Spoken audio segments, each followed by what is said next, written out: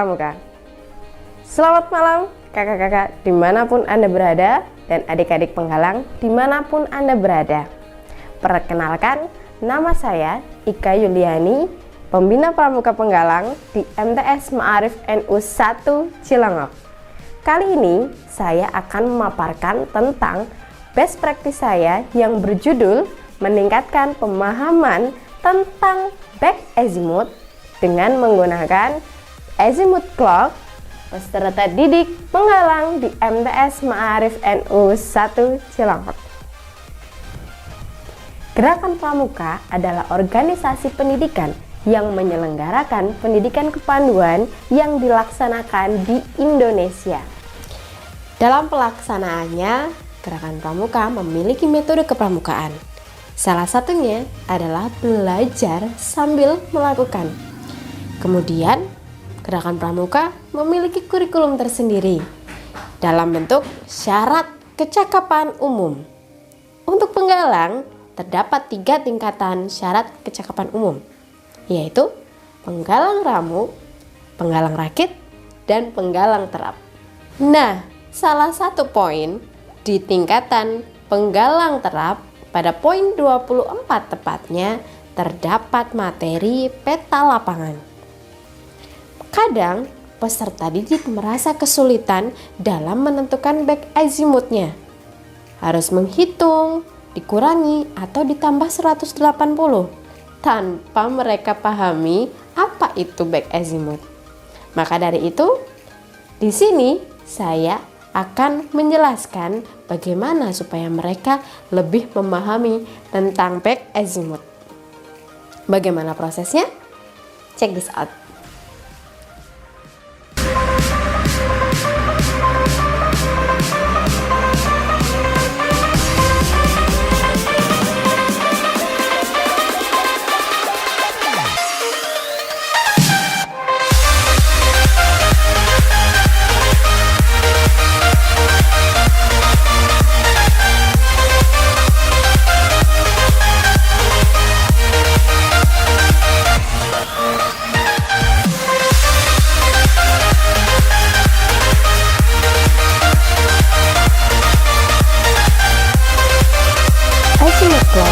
Merupakan media pembelajaran yang berupa alat peraga untuk menentukan azimuth dan back azimuth. Media ini terbuat dari bahan dasar kardus yang diberi keterangan sudut dan mempunyai jarum lurus 180 derajat sebagai penunjuk titik azimuth dan back azimuthnya. Penulis menyebut azimuth clock dikarenakan media ini berbentuk mirip seperti jam dan fungsinya adalah mempermudah menentukan nilai back azimuth dari suatu azimuth yang sudah diketahui. Cara penggunaan media ini cukup mudah. Peserta didik hanya tinggal mengarahkan jarum azimuth ke arah sudut bidik. Maka secara otomatis jarum satunya akan menunjukkan titik back azimuthnya. Nah, bagaimana cara membuat media ini? Caranya cukup mudah, kita hanya memerlukan bahan-bahan yang ada di sekitar kita, seperti kardus bekas, solatip, ballpoint, gunting, tusuk sate, pisau, jarum pentul, lakban, tang, dan lem. Langkah pertama, mari kita desain terlebih dahulu melalui CorelDRAW atau aplikasi lain sesuai selera kita. Yang penting, dalam desain tersebut terdapat arah mata angin dan sudutnya. Berikutnya, cetak desain tersebut menggunakan kertas cover agar lebih tebal. Selanjutnya, gunting pola berikut. Selanjut, tempelkan ke kardus bekas dengan ballpoint dan buat pola lingkaran pada kardus mengikuti ukuran desain sebanyak 2 pola. Lanjut, tempelkan desain kertas pada salah satu kardus yang sudah dibentuk dengan menggunakan lem. Berikutnya, buat ujung tusuk sate menjadi lancip pada 2 ujung dengan tujuan agar menunjukkan sudut dengan tepat.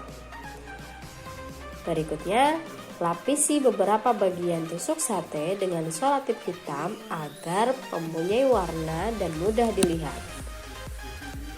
Lanjut, lubangi bagian tengah tusuk sate dengan menggunakan jarum pentul dan tancapkan pada desain yang sudah menempel di kardus tepat di bagian titik tengah.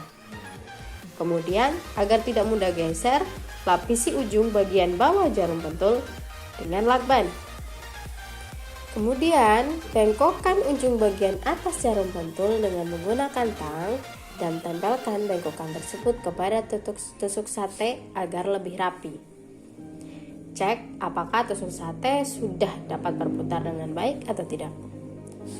Dan yang terakhir, jika sudah, ialah lapisi bagian bawah dengan satu kardus terakhir yang sudah dipoles. Selama ini, anak-anak atau peserta didik hanya mengerti azimut dari cara membaca atau penjelasan dari kakak pembina. Kemudian bagaimana menentukan back azimutnya? Ialah dengan menggunakan rumus. Namun, apakah sudah berarti ketika mereka bisa menggunakan rumus, mereka paham apa yang dimaksud dengan back azimut? Nah, media ini bisa menjawab pertanyaan tersebut. Praktek yang penulis lakukan adalah pembina coba menentukan suatu azimut yang kemudian meminta peserta didik untuk menentukan back azimutnya. Dengan menggunakan rumus, memang mereka bisa menentukan back azimutnya.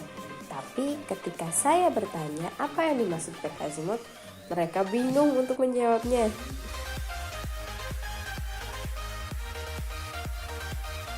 Maka saya gunakan media tersebut. Kemudian coba mereka praktekkan apakah azimut tersebut sudah tepat dan sudah sama back azimutnya dengan soal yang sama. Dan setelah dipraktekkan, ternyata mempunyai back azimut yang nilainya sama dengan bagaimana cara mereka menghitung menggunakan rumus. Namun ketika saya tanya apa yang dimasukkan dengan back azimut, maka mereka bisa menjelaskan apa itu back azimut dengan bahasa mereka sendiri setelah mempraktekkannya dengan menggunakan azimut clock.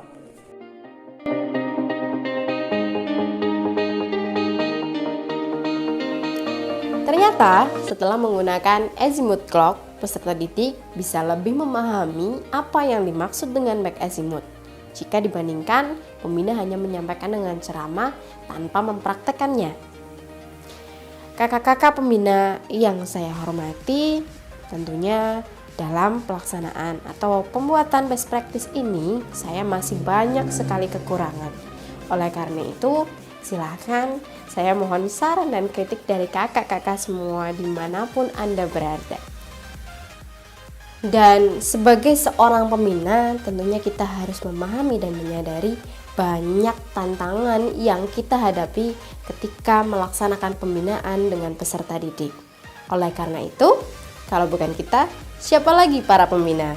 Pembina harus lebih inovatif dan kreatif untuk memecahkan masalah yang ada. Demikianlah best practice dari saya, Ika Yuliani. Kurang lebihnya saya mohon maaf. Sekian. Wassalamualaikum warahmatullahi wabarakatuh. Salam Pramuka.